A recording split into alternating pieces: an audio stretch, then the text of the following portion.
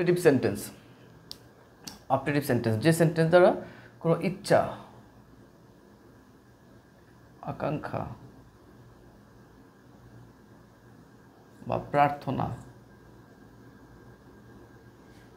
Optative sentence দ্বারা বা যে সেন্টেন্স দ্বারা ইচ্ছা, আকাঙ্ক্ষা, প্রার্থনা ইত্যাদি প্রকাশ করা হয় তাকে অপটেটিভ সেন্টেন্স বলে, বা এই সেন্টেন্সটাকে ইচ্ছা বা আশীর্বাদ সূচক বাক্য বলা হয়। এই সেন্টেন্সটাকে ইচ্ছা বা আশীর্বাদ সূচক বাক্য বলা হয়ে থাকে। অর্থাৎ যে সেন্টেন্স দ্বারা ইচ্ছা, আকাঙ্ক্ষা বা প্রার্থনা বা আশীর্বাদ ইত্যাদি প্রকাশ করে তাকে আমরা অপটেটিভ সেন্টেন্স বলবো। অপটেটিভ সেন্টেন্সের স্ট্রাকচার হচ্ছে এরকম। অপটেটিভ সেন্টেন্সের স্ট্রাকচার হচ্ছে subject plus may plus subject, verb plus object বা এক্সটেনশন।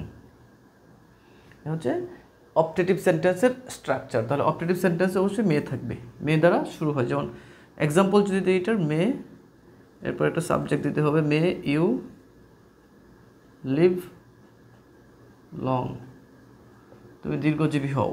এ হচ্ছে অপটেটিভ সেন্টেন্সের স্ট্রাকচার। অপটেটিভ সেন্টেন্স মে দ্বারা শুরু হয়। যেমন মে আল্লাহ হেল্প হিম, মে আল্লাহ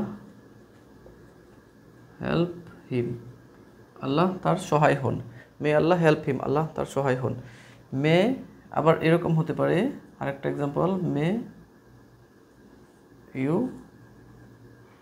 রিকভার সুন।